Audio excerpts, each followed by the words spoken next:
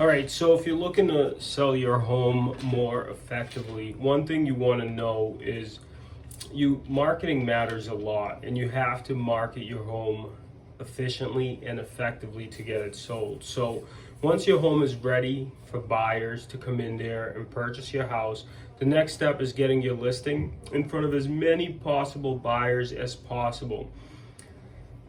Here are some tips for how to list a home for sale, right?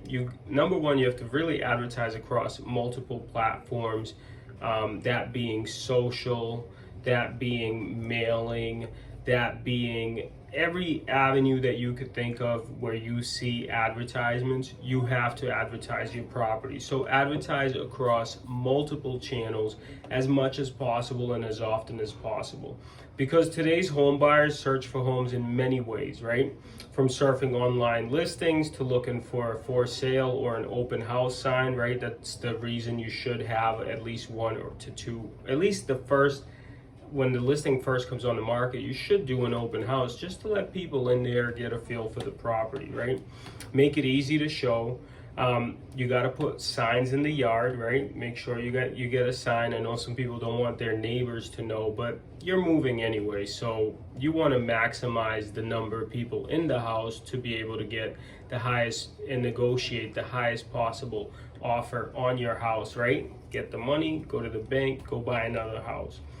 The more places your house shows up, the more buyers that will happen to see it. The more buyers that happen to see it, the more likely you are to find a buyer that actually loves your home and is willing to pay the most money for it. And who better to sell the home to than somebody who actually loves it as much as you have loved it, that you could give it to them and let them enjoy and make memories in the home while you go to a bigger home or you upsize or downsize, you know.